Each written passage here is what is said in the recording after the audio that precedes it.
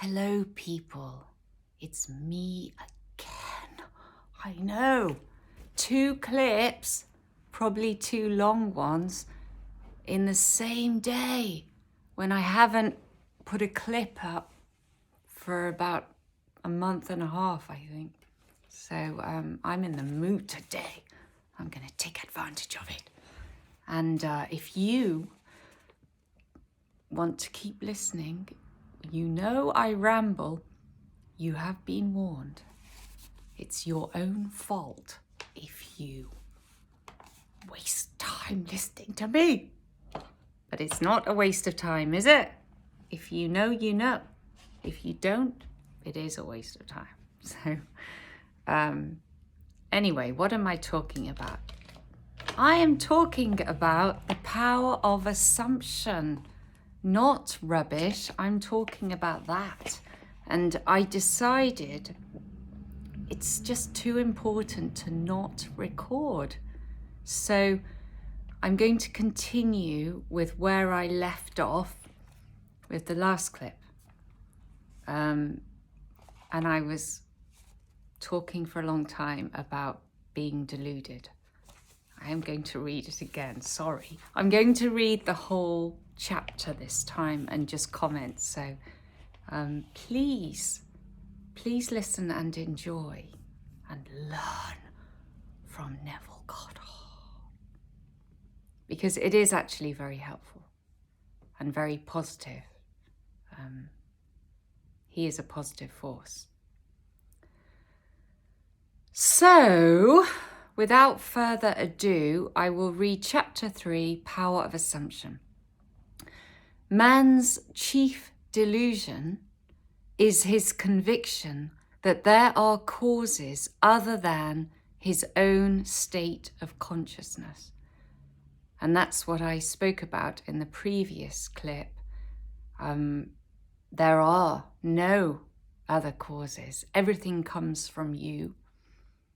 If you can take responsibility for that and be accountable, then the positive side is you can really change your world by knowing that everything comes from you. So you are the creator and you are creating either consciously or unconsciously, but you're always creating. So why not create consciously and have what you want? So that's the positive side of that message. You may think, oh, it's really negative and I didn't actually cause that awful thing to happen to me. But on some level, you did. And well, once you can recognize that, then that's really going to help you in manifesting. Because you can't just say, well, that wasn't me, but this is me. That's like saying you believe that there are many causes. And Neville Goddard's saying, no, there's only one, there's you. And so if there are many causes, then you don't have the power you thought you did. Because that means things can go against you from the outside. And if you have full control of your imagination, then there's no reason why things should go against you. Only if it's some means of getting to what you want, like that's the bridge of incident. Could be that. Because we can't devise the means. We can't say, I want it to happen like this, even though we'd love to do that. That's down to God. We go to the end. This is what we want. And He decides how you're going to get there. And you can't influence that. And that's why sometimes we are a bit fooled and we think, oh, it's never going to happen. I mean, things are looking like this and that. It's not good. But actually, it could be that God, your consciousness, is finding an unusual way to reach your destination. And there are reasons for that beyond our understanding. I suspect it's to learn things that we need to learn. And maybe we don't want to learn them, but we need to learn them. And so sometimes it can be quite heavy suffering on the way, on the journey. And we might push that away from us, try and push it away from us, but you can't. And one thing I've learned from suffering is that there is a lot of love in it. And it is painful. There's no getting away from that. But I feel closer to God when I'm suffering. So that's the consolation there for me. Closer to this immense storehouse of love. It's like he's carrying me through it, and I go deeper into who I really am. Yeah, the suffering takes you deeper into who you are. That's the beauty of suffering. Because we have such depths that we don't know of. And if everything was always going right for us and we were always happy on a kind of superficial level anyway, we'd never experience who we were. So each time it's like you delve deeper into that, the depths of God, you could say. And I suppose we never really get to the bottom, even though we feel that we're getting there, but you go low, low, low, low. And then it starts to, there's some decision made where you come back up again. Maybe that's as far as you can go for some reason. Maybe the next time you're going to go a bit lower. Who knows, you know. And I'm not necessarily talking depression, but just, yeah, deep into who you are, your core. So we shouldn't be too afraid of suffering. We need to see it as a friend. And then we won't suffer so much. That's the irony of it. If we're not, as long as there's not fear there, you know, we just we walk through this. We don't try and run away from it. We walk through it. So I've gone off again, but I felt that was useful to me anyway. I hope you liked it. So I'm just going to read the rest of it if I can, and I'm already up to 8 minutes, so that's a lot. Okay, right now we have the explanation of what it is that's the delusion of believing that there are many causes. The state of consciousness, what is that? All that befalls a man, all that is done by him, all that comes from him, happens as a result of his state of consciousness. A man's consciousness is all that he thinks and desires and loves. All that he believes is true and consents to.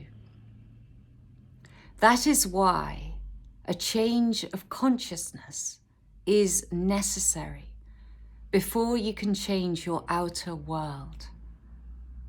Rain falls as a result of a change in the temperature in the higher regions of the atmosphere.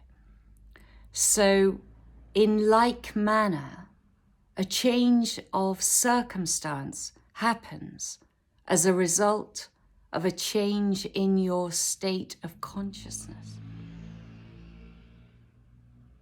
So we need to change our consciousness, our state, of consciousness, if we want our outer world to change. And Neville Goddard is saying that it consists of all that we think, to be true, and desire and love. So the obvious thing here is, for me anyway, we have to think differently. We have to come from different thoughts. And maybe we have to love differently too. We have to love everything and have that sense of being contented all the time. So thinking, and the next quote is, "Be ye transformed by the renewing of your mind." So, yeah, if we're thinking that we are other than we are now, we have fulfilled our talents. We fulfilled our potential, and we feel good about that, and we feel more confident and more capable. And then we're thinking, what do we want to do now? So we're coming from a state of success. And what would we want to do next? New thoughts are what we need, because we've achieved that. So what are we thinking of next? That's how I imagine it to be. The changed state of consciousness, thinking of the new thing and feeling, well, more complete as well. To be transformed, the whole basis of your thoughts must change. So that's, all of it has to change. Well, no, he's saying the basis, the basis. Maybe you are thinking more negative thoughts at the moment and you're coming from a more judgmental place because you're not totally happy in yourself. You're judging others a bit too much. But if you felt completely happy and satisfied with your life, there's nothing wrong with seeing how things are, but less judgment, more understanding, more compassion for others. And you're coming from a state where you have so much less fear and so much more confidence, so you're able to do that.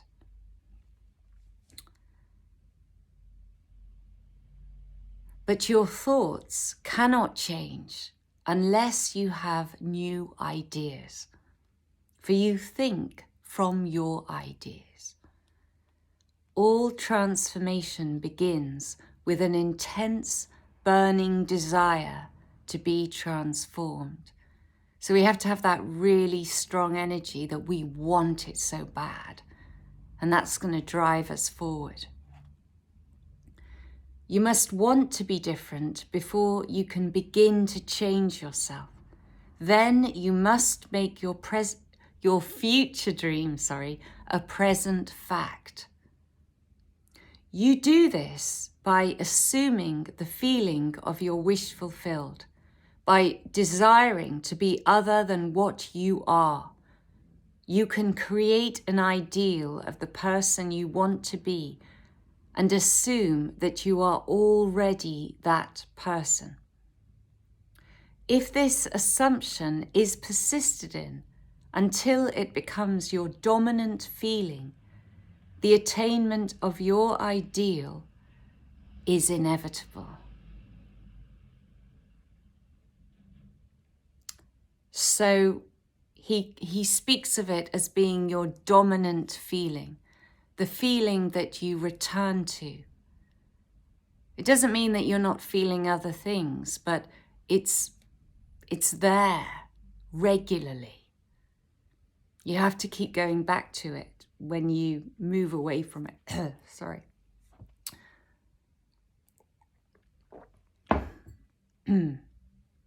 Make your future dream a present fact. And there's great joy, as I said before, in living in the feeling that it is a fact. Blessed be God that it is a fact. You've got to believe it. That's what it says in the Bible, and you know, that's what that's what works for many Christians when they really believe it, and their prayers are that they believe they have received. And that's what Neville Goddard is teaching us. We have to believe we already have it.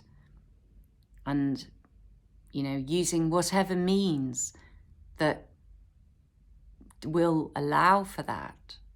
Like imagining the end scene and then living in that feeling all day that you have what you want in your life.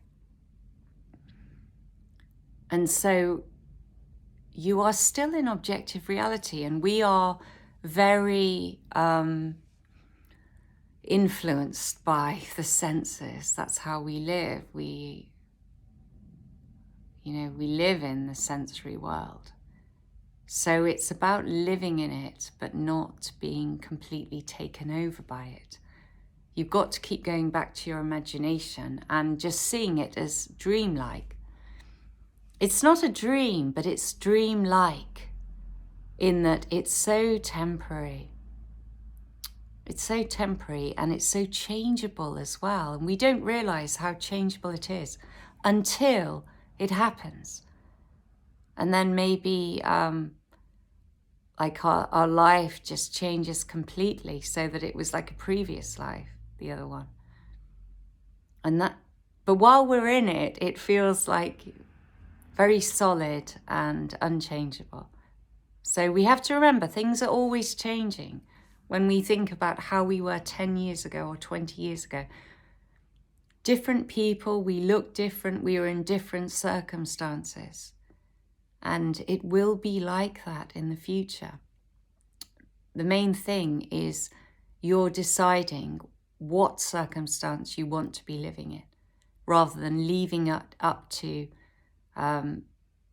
fate or chance, or just letting the imagination run riot and imagining things you don't really want to happen and seeing yourself as being less capable than you really are. We have to be really scrupulously strict with ourselves in observing what we are really imagining. No, observing how we see ourselves. Because we can think we're really confident people and we're happy and we're all these things. But when we're going for a walk and we're thinking of things, what are we thinking of? And how do we feel when we're around certain people? Do we feel less than them?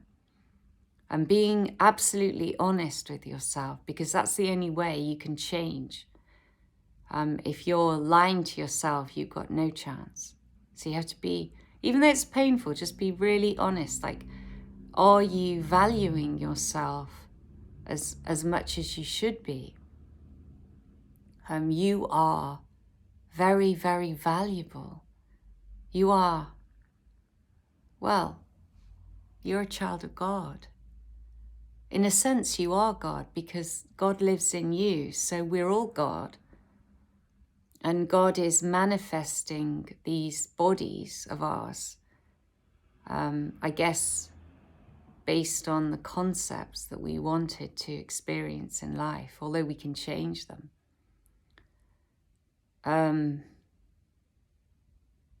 But once the shell goes, once we leave behind the body, which we shouldn't cling on to too strongly, because we are going to have to leave it behind,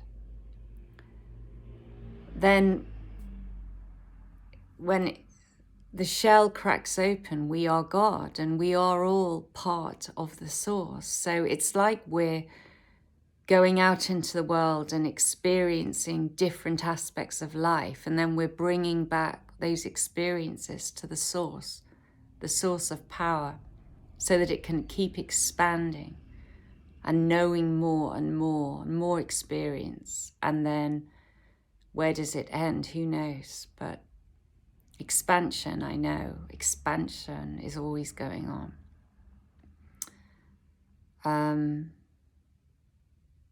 And it just, that idea feels very beautiful to me, always expanding. And if we can keep our minds open, we can always be expanding in how we see the world, which is a much nicer state to live in than in a closed-minded state, I suppose. I feel very, when I'm feeling a bit closed-minded, which always comes after judgment, or before judgment actually, it just feels very tight, blinkered, and no joy. But when I just think, well, I know what I believe, I don't have to keep going over it in my mind, and I know that it's just an opinion, and if I was born somewhere else or had different experiences, I'd have a different opinion. So don't cling too tightly to your opinions, because they are so changeable. And when people think they are their opinions, they get very worked up when you not even challenge them. When you present a different view, they can get very worked up, as I'm sure you know, because they are too attached to their opinions. And I think sometimes I probably come across as very relaxed. Well, not really relaxed, but quite laid back in my work life. And it's not necessarily how I feel inside, but I don't want to get drawn into some silly conversations. And I'm not saying everyone has them, but when people get too tight and they take things too seriously, way too seriously, and then I just don't join in with them. Because I don't care. I just don't care. And they probably pick up on that and think, oh, she doesn't care about important things like a child's welfare or something. And that's not true.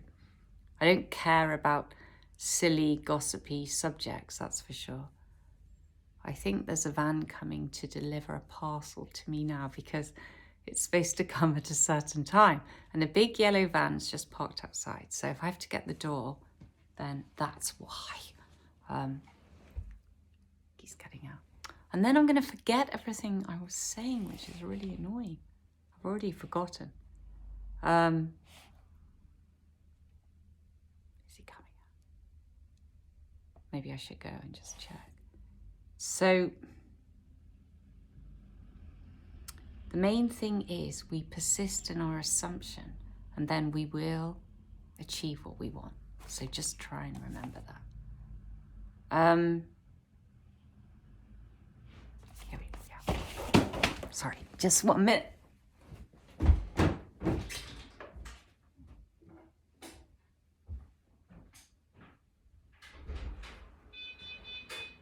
Thank you. Thanks, bye.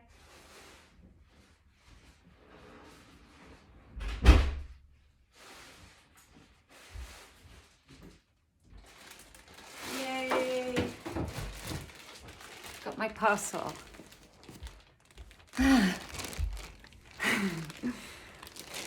I said thank you to her bottom because it was just hanging out.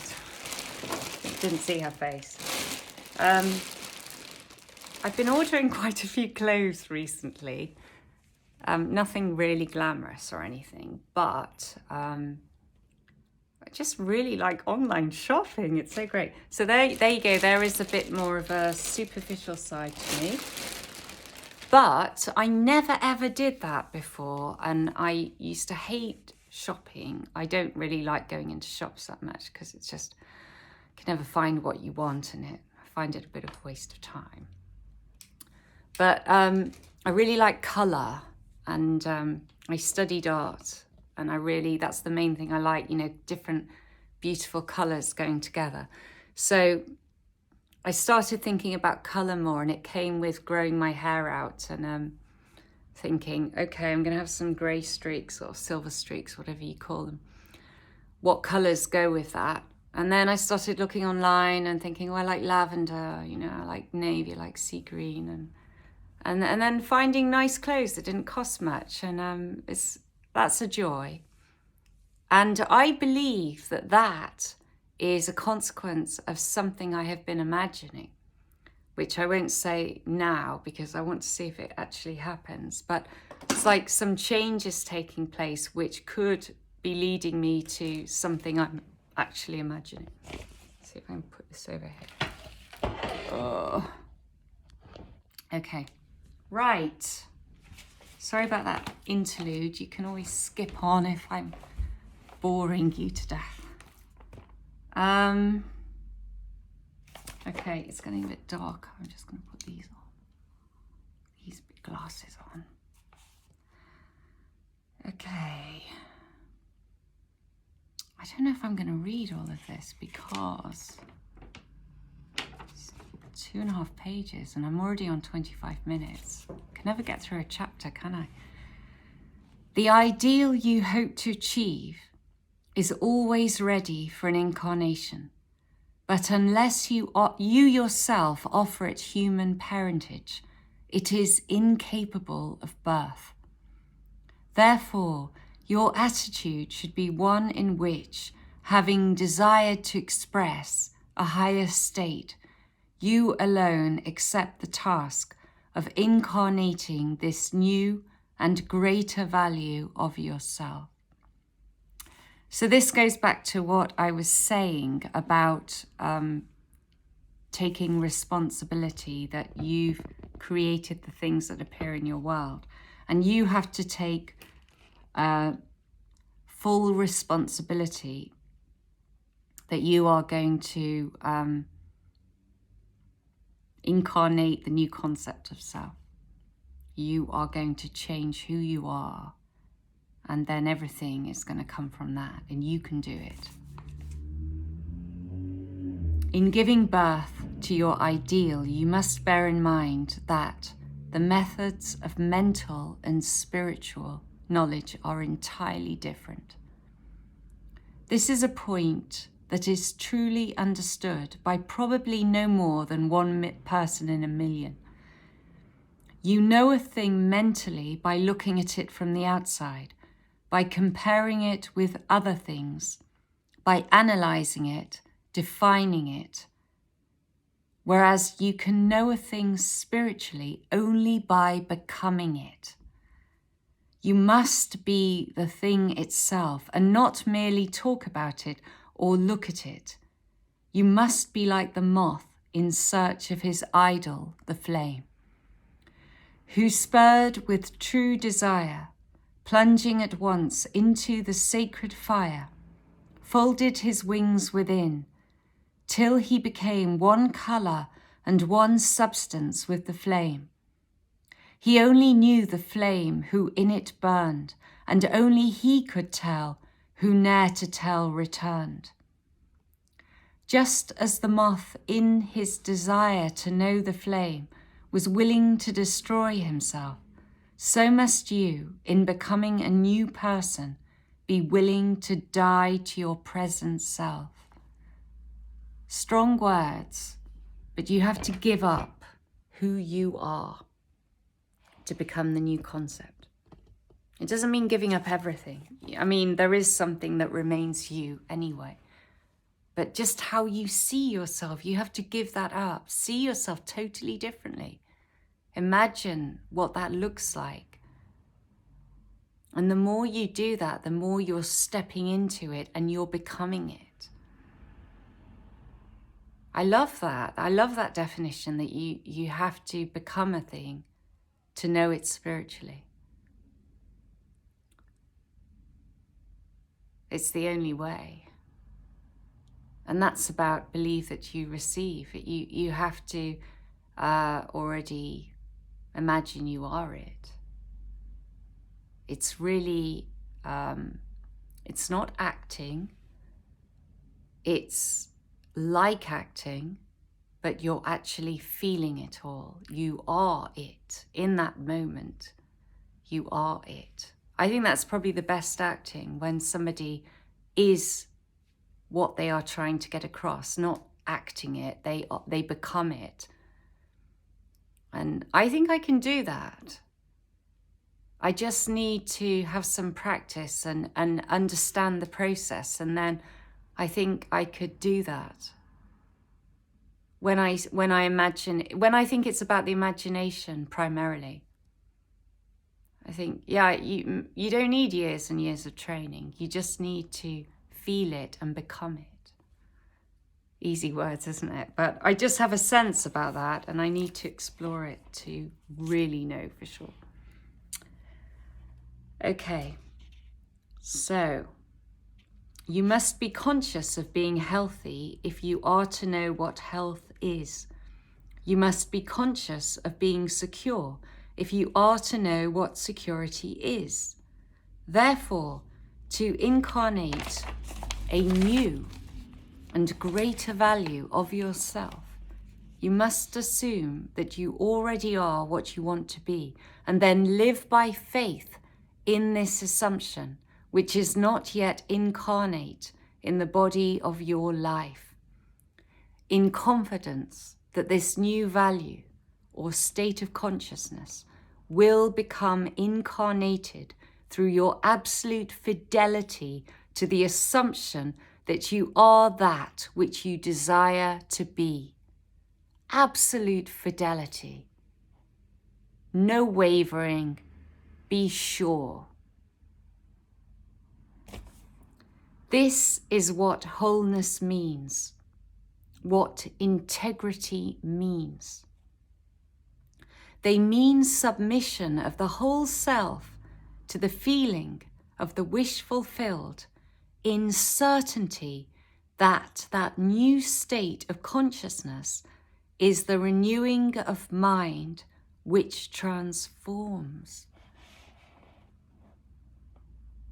Submission of the whole self to the feeling of the wish fulfilled, in certainty that that new state of consciousness is the renewing of mind which transforms. Because he was talking about the scripture that says the renewing of mind, be transformed by the renewing of your mind. So is that what is meant by the Bible scripture? Well, you have to believe it, and then it will be. The renewing of mind which transforms. I think so. I don't know what else it could be. The renewing of mind, it's a change of mind, and you're transformed by it. Seems obvious. It's obvious when Neville Goddard has it written down so clearly anyway. There is no order in nature corresponding to this willing submission of the self to the ideal beyond the self. I love that. There is no order in nature. It's only us that can do that. Because we have the imagination, which is God himself living within us. We have all that power, and yet so often we don't use it.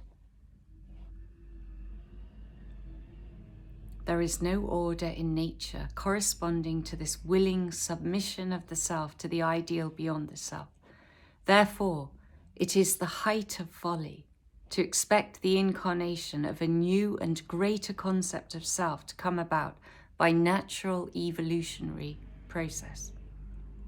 That which requires a state of consciousness to produce its effect obviously cannot be effected without such a state of consciousness. And in your ability to assume the feeling of a greater life, to assume a new concept of yourself, you possess what the rest of nature does not possess: imagination, the instrument by which you create your world. We're lucky, aren't we? No, it's not luck. We're blessed beyond measure. We have a great treasure within each one of us, and we don't know that treasure's there. Even the people who know it's there have no idea of the full potential of it. And we need to start becoming aware of it more and more and delve deeper into that treasure trove that lies within each one of us. I mean, you know, I'm often going on about, I want to be a millionaire or whatever, you know, the freedom of that, the freedom to pursue any creative path, I suppose. And, you know, what would money mean to somebody who doesn't understand this? It's, well, if I think you can have money, but none of this spiritual understanding, you know, your God is money. No way. No way, Jose. I mean, if somebody actually said, I'm going to give you however many million, even 1 million, but you have to give that up. Oh, you know, it's worth it. You've got to consider it for a moment, but there's no consideration. Just to be sure, you know, to know what's actually going on in that moment. But there's no question in my mind what's the most valuable thing there. It's not the money. It's definitely not the money. If you understand this principle and you can use it, you can lose all your money and you'll get it back. You'll get it back because you've got complete faith in how the imagination works. So you know you can imagine it again. But yeah, I wonder, I don't know. If some people don't have that faith, they would choose the money. And that would be a low spiritual understanding. And money is tempting, isn't it?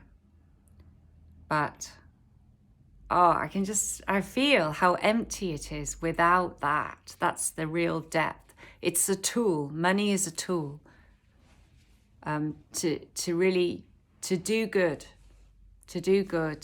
and to have beautiful experiences and enjoy life, help others. But without spiritual understanding, it doesn't mean much. It wouldn't mean much to me anyway. Right, let me try and get to the end of this now. Your imagination is the instrument, the means whereby your redemption from slavery, sickness, and poverty is effected. If you refuse to assume the responsibility of the incarnation of a new and higher concept of yourself, then you reject the means, the only means, whereby your redemption, that is, the attainment of your ideal, can be effected. The only means it can be achieved is through the imagination. There is no other way. That's the only way. Imagination is the only redemptive power in the universe. However, your nature is such that it is optional to you whether you remain in your present concept of yourself, a hungry being longing for freedom, health, and security, or choose to become the instrument of your own redemption, imagining yourself as that which you want to be, and thereby satisfying your hunger and redeeming yourself. Oh, be strong then, and brave, pure, patient, and true. The work that is yours, let no other hand do. For the strength for all need is faithfully given from the fountain within you, the kingdom of heaven.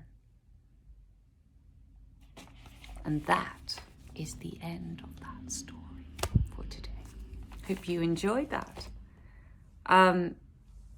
I hope that helped anyway. And thank you so much if you listened to the end.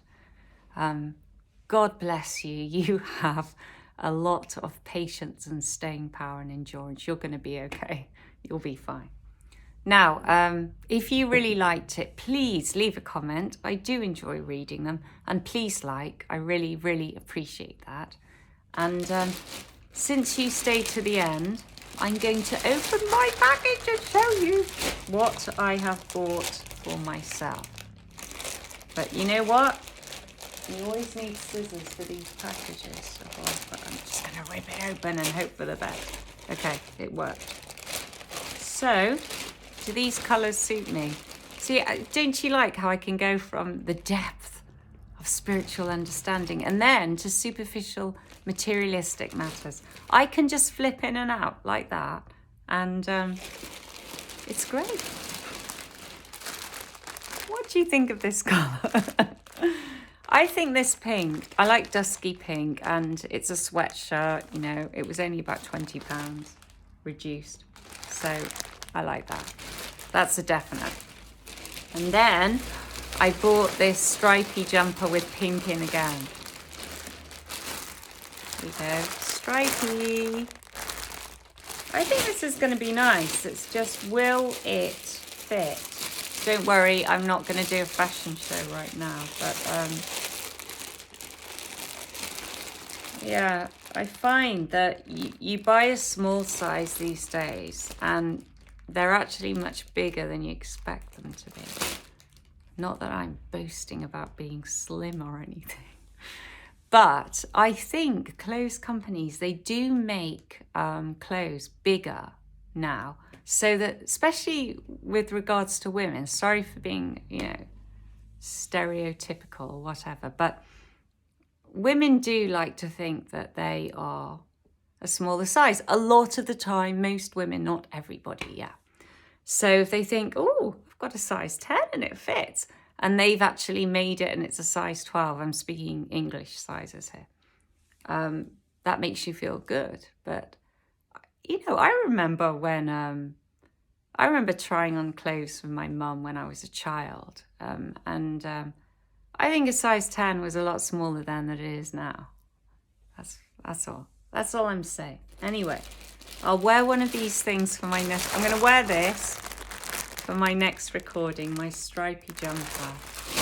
Exciting, hey? So thanks for listening. Always appreciate people listening to me rabbiting on. It's really kind of you.